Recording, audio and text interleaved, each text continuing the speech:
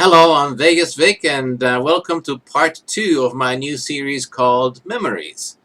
Now, if you watched part 1 about MASH, you know that I introduced and promised to tell you about my first visit to Hollywood in 1973, an episode that I called Carol, Elvis, a Cadillac, and Me. Now, at the time, this was only a quick 48-hour visit for me. You see, I was in Hawaii, and the plane that I was on, if I remember correctly, had mechanical trouble, and we were held over in Hawaii for 48 hours, and that was an unexpected holdover for what was then a vacation for me. Anyway, the point is that at the time I was a huge fan of Carol Burnett.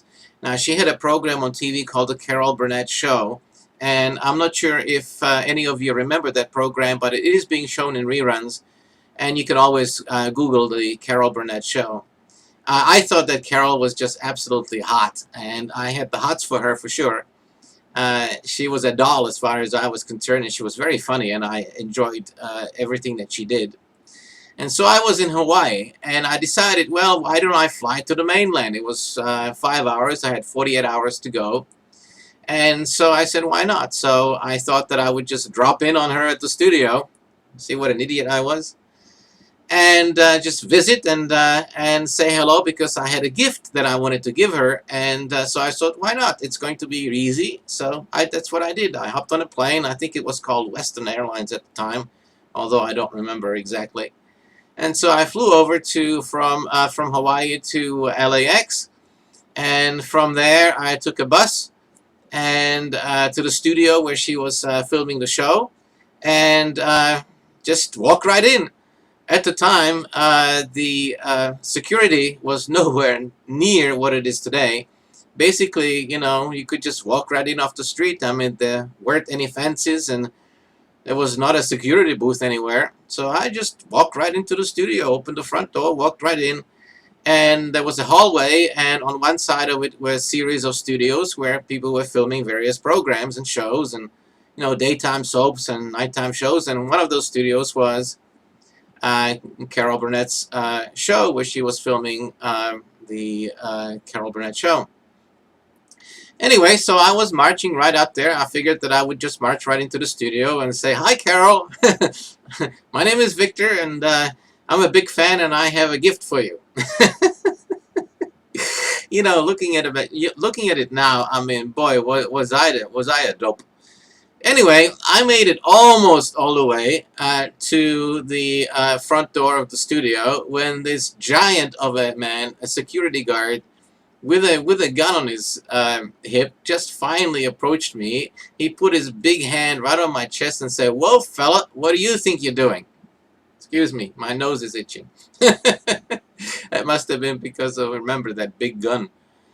Anyway, so I explained to him that I only had 48 hours and that I flew in from Hawaii because I was a big fan of Carol Burnett and I wanted to give her a gift. And so the fellow says, "Oh, no, you don't. You can't just waltz right in here like that." And I said, "Well, the door was open. I just walked right in." And he says, "Well, that doesn't matter. You ain't going to go anywhere from now on." And so I tried to, talk my way in, but he would have none of it. I mean, this guy was huge. Anyway, finally, he put his hand on my chest again, put his other hand on his gun, and he looked me straight in the eye, and he said, "Listen, pal, either you leave right now or you're going to be doing 30 days in the county jail for trespassing." And so I kind of looked at him and I looked at the gun and I said, "Well, I only got 48 hours, so I would miss my plane." And so I just basically walked right out, and that was it. I never got a chance to meet Carol Burnett, and I never got a chance to give her the gift, which I still have, by the way. So Carol, if you happen to be watching, or if anybody is watching who knows Carol Burnett and how to get in touch with her, please get in touch with me. You can email me at vegasradionetwork@gmail.com, because I still would like to give you the gift that I've had all these years, still here, still hoping that one day I might be able to meet you and say hello and give you the gift. Anyway, so there I was, booted out of the studio, and I still had time to go. So what was I going to do? Just fly back to Hawaii and having achieved nothing? Well, it so happened that Elvis Presley was playing in Las Vegas at the Hilton, or I think it still was called the International back then. I really don't remember anyway. It's the hotel that was called the International when it was first built, and it became the Las Vegas Hilton. And now, today, it's still there, but it's called the Westgate. And so anyway, I said to myself, well, why not? I mean, why not go see Elvis Presley? So I rented a car and I drove to Las Vegas, and thinking, as the stupid man that I was at the time, I was very young. I said to myself, well, why not? So I just didn't even think that the show might be sold out. You have to remember that I was, a silly young man at the time, and I just thought that everything was going to work the way I wanted it. Anyway, I drove to Las Vegas. I parked my car right by the entrance to the hotel, the Westgate. I mean, what is now the Westgate. At that time, it was the Hilton or the International. I don't remember which. And at the time, you could park right in front, near the entrance, to the left side of the main entrance, and put the car nose in almost directly against the side of the hotel. You can't do that anymore. But at the time, there was nothing there. It was just flat desert and this hotel in the middle of nowhere on Paradise Road. So you just drove right in, and I parked my car right there. I went in, I got myself a room, then I went over to the box office and bought a ticket. And guess what? Uh, they had tickets available. Would you believe that? Elvis Presley, and they had tickets available? Never occurred to me that this was some kind of a magic occurrence by itself at the time. So to cut a long story short, I spent some time in the casino. I was underage at the time, and I was 18. And so nobody bothered me. Nobody cared. It was not like it is today, where everybody tries to save everybody from everything, including themselves and their own choices. But anyway, that's beside the point. So I went over to see the show, and I sat in one of the booths on the little rise, just, I don't know, about 50 feet from the stage or so, something like that. I don't remember the distance anyway. But the showroom is still pretty much the same, so I know exactly where I was sitting. There must be some video or some film from those shows at the time. And if there is, I don't have any photos. I probably should search the YouTube or the internet to see if there's any footage from those performances. And maybe there is like a reverse shot from the stage to the audience, and if there is, I can probably pick myself out because I know exactly where I was sitting. It was in one of those kind of like horseshoe type booths on a little rise just above the flat tables that were near the stage. And so it was a wonderful show. I mean, by that time, Elvis had just come off from that Live in Hawaii. That was a 1972 special. And I actually didn't quite like that one because he was getting fat and his voice wasn't that good in that program, and I was kind of disappointed with him because I remembered the 1968 comeback special where he was really great. But anyway, I've always been a huge fan of Elvis Presley, and so I said, why not? So, and I enjoyed the show. I mean, he had by that time regained his voice, and even though he was still a bit chubby, I mean, the program was excellent. I mean, it was the 1970s Elvis, with the big jumpsuits and the rhinestones and the scarves and the necklace and the big sideburns and the glasses, just Elvis. Wonderful show. Never ever have forgotten it to this day. I still see it in my mind as if it was yesterday. So afterwards, the show was great. I went over, had something to eat, spent some time in the casino, got myself completely bombed out of my brain. I mean, I drank more booze than I don't know, a ship full of sailors. So the next morning, I was pretty wiped out and hungover. Anyway, around 10 o'clock in the morning or so, I don't remember exactly when, suddenly there was this banging on my door. and I was hung over. I was just flying flat onto my face on the bed, and I just looked like, hell warmed over. I don't know what else would you say. Yesterday's leftover 1 month from now. So I got myself over to the door, and I looked completely ragged. And on the other side of the door were two guys, and they looked at me, and then they looked at each other, and they smiled kind of. Now, one of them, I believe, if I remember correctly, was a redheaded fellow, but I don't really know. I mean, my eyes were so blurred at the time, and I had a pounding headache, and I had a hangover the size of Texas. Anyway, one of the guys looked at each other, and they looked at me, and they asked me my name. I told him my name, and he says, Elvis wants to see you. And I said, in my hands, I said, Elvis who? Would you believe that? Elvis who? I was hungover, sleepy, and the guys looked at each other and they laughed and they said, Elvis, Elvis. And I said, you mean that Elvis? And I said, yes. I said, and then I said, why?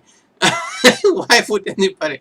Do you think? I mean, I'm thinking about it now, and I said, what a dope. Anyway, they said, well, he wants to see you. Can you get cleaned up? I mean, like right now.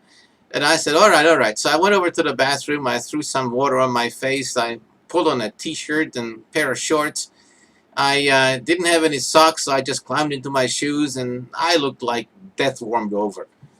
And I was still fuzzy and still woozy and things like that and things like. So anyway, so the guys took me up the elevator to the top where was the Elvis's suite. Now, this is 1973. Fast forward 20 years to 1993, and I wound up staying in Elvis's suite at the hotel at the time. But that's another story. So back again to 1973. So we're going up there, and I'm just wondering, why would Elvis Presley want to see me? I mean, he doesn't know me from a bar of soap or a rock in the desert. And so the guys explained to me that after the show, what Elvis likes to do sometimes is like to play a game. And the game that he liked to play at that particular time was a game where he would go up on the roof of the hotel and he would throw bowling balls and TV sets off the side of the building onto the cars parked down below, and watch them as the cars would just explode as the TVs and the bowling balls hit the roofs, and it would blow out the windows, and it was great fun. So his guys would hand him a TV, he'd toss it over, or bowling balls and things like that, and he'd just basically have a great time tossing the stuff off the roof and breaking up the cars. And so they told me that one of the cars that got busted up was the Oldsmobile, I think it was a Delta 88, something like that. It was an older rental car, was, registered to me. And I said to him, listen, guys, this is a rental car. It doesn't belong to me. And he says, no, no, no, don't worry about it. Elvis wants to do the right thing by you. And so they explained to me that what he wanted to do is he wanted to meet me. He wanted to say sorry about busting up my car, and he wanted to give me something. So I said, sure. So we go up there. He opened the door, and, I walk in. I looked like a rag doll that somebody ran over with a truck. And there's Elvis. I mean, Elvis. And he's standing there. He's got his V-neck on, and around his chest he's got this pendant called TCB, which stands for taking care of business. And so we walk in there, and he looks at me and he says, hi, I'm Elvis. And I said, hi, I know. So we shake hands, nice firm handshake. And then he looks at his two boys there, and he says, did the guys explain to you what happened? I said, yeah. And he says, well, I mean, I want to do the right thing by you because, we did bust up your car. And I said, look, this is a rental car. It's an older car anyway. I have insurance for it. I bought the insurance before I rented it. So, it's okay. There's nothing wrong here. I'll just, call up the rental company and I tell them the car got busted up and they'll give me a new one. And that'll be it. And he says, no. This is not the way I do things. So he says, I always take care of the people like this. So he reaches into his pocket and he hands me a keychain. I still have it. I should have brought it to this video. I didn't think of it to show you. And it's the keys to a Cadillac. And he says, I want to give you this car in replacement for the one that we wrecked. And I said to him, Elvis, you don't have to give me a car. I mean, this was a rental, like I said. He says, no, no, no, no, no. I want you to have it. And I said, look, I'm only here for 48 hours. I'm going to have to go back to Hawaii. And he says, well, I want to give it to you. And I also want to give you this. And he reaches around his neck and he takes off this pendant called Taking Care of Business and he hands it to me. Now, stupid me, I didn't realize how important that was. Anyway, I took it and he says, here, take the key. He puts them in my hand and he says, enjoy the car. So I said, okay, thanks. We shake hands. And he says, you want to come back to the show tonight? And I said, no. I said, look, Elvis, I got to drive back to LA. I have to catch a plane no later than midnight because I got to take a 6 o'clock in the morning flight out of Hawaii. I just can't. And he says, well, you could have come backstage. I have backstage pass. And I said, look, I would love to, but I just can't. I got to be back in LA. Stupid me. I should have missed the flight. Anyway, the point is, he says, not a problem. Maybe some other time. So we shake hands. I say hi, bye, something like that. I told you I was just completely out of it at the time. I was hungover, didn't realize the importance of this. Never occurred to me to ask for a photograph. An idiot that I am to this day. So anyway, so the guys take me out. I say, bye. I still can't believe what a dope I was. So they take me downstairs. We go downstairs, and right in front of the hotel, where I had parked my rental car, there is this brand new red, fire engine red with a white roof Cadillac. 4-door, 472 V8, and I still have it. But there is a story that goes along with it anyway. So the guys take me over, they give me the paperwork and stuff like that. They give me the keys and says, enjoy. So I said, okay guys, thanks, that's great. Again, no picture, nothing. It didn't occur to me. What an idiot. Anyway, so I'm still hungover. I'm tired. I'm sleepy. So I go back to my room and I fall asleep and I sleep the rest of the day. Then I have to get up and I have to go and drive back to Los Angeles. So now I have, instead of the old Delta 88, which the guy said they're going to take care of it, called the insurance company, the rental company, and all that kind of stuff. So now I check out of the hotel, I get my stuff, and I come in there, I get in the car. So I drive it to Los Angeles, and I drive it to the airport. And at the airport, what am I going to do with a brand new Cadillac? Well, I drove it to the first used car lot there was. I drove in, and I told the guy, this is brand new. What can I get for it? He says, I'll give you $2,500. I said, so I got $2,500 for the Cadillac. I handed him the keys. I handed him the paperwork that went along with it. And on my way out, I decided, well, wait a minute. What I should do is I should write down the VIN number of the car. Maybe someday I'll be back and I'll look for it. So I wrote down the VIN number of the car. And I put it in my pocket, I think I put it in my wallet, I don't remember. Anyway, so I took my money, went to the airport, hopped the plane, went back to Hawaii. The next day, early in the morning, got on the plane, flew back to Australia, where I was at the time, and that was it. What I realized later is that that little bracelet, that thing, the TCB that he gave me, I had left that in the car. I had it in my hand. I had put it in, I think it was one of those glove compartment things or something that was on a dashboard there. I don't remember exactly where I put it. But I had left it in the car. So I never got it. And I lost it. And today it's worth a fortune. Anyway, so fast forward now to 1983. And I'm in the first episode that I told you about called MASH. I am now back in Hollywood. It is 1983, and I'll tell you some of these other stories later, but the one I told in episode 1 was about MASH. So now I'm in Hollywood, and I brought with me the VIN number. So I started looking for the car. Well, the car rental place where I went to no longer existed. The dealership where I sold it to, I couldn't find, didn't remember the name of it. The place where I think I remembered where I had sold the car, it wasn't there anymore. Things were completely different. So I couldn't find the car. Anyway, my life took many different turns. I wound up spending time in Hollywood.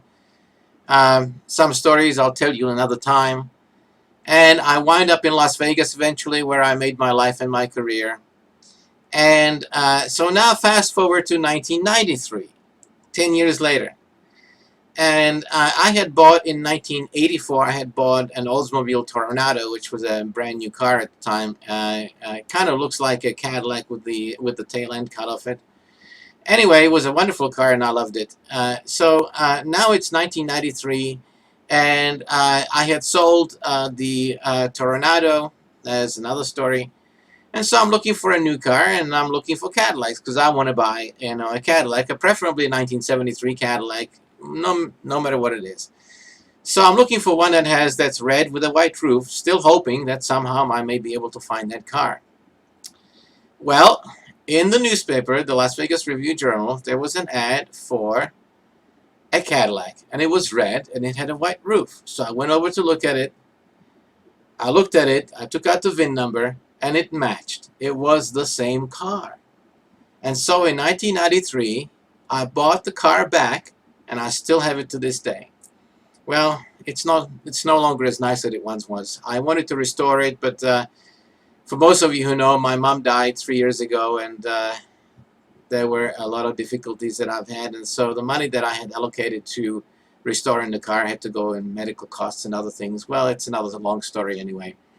And so I still have the car, but unfortunately it's not fully restored as I had hoped to do it, but I still want to do it. Now, if I can find some pictures of the car, which I think I have in my computer, I'm going to post them during the story as I'm telling it. And so you can, take a look at the car itself because it's still here. And I am too. Sadly, Elvis is gone. But this is the story that I have called Carol, Elvis, Cadillac, and Me. And of course, Carol Burnett is still around. So Carol, if you're there, remember, I still want to give you the gift that I never got a chance to do back in 1973. So anyway, that's my story for now. Don't forget to subscribe to my channel. I will have some more memories at some other time, and hopefully you will enjoy them. Hopefully they will not be as long as this one. But my friends always said this was an interesting story, so I hope you found it interesting as well. So this is Vegas Vic in Las Vegas, Nevada, as always saying, see you in the casino. So long.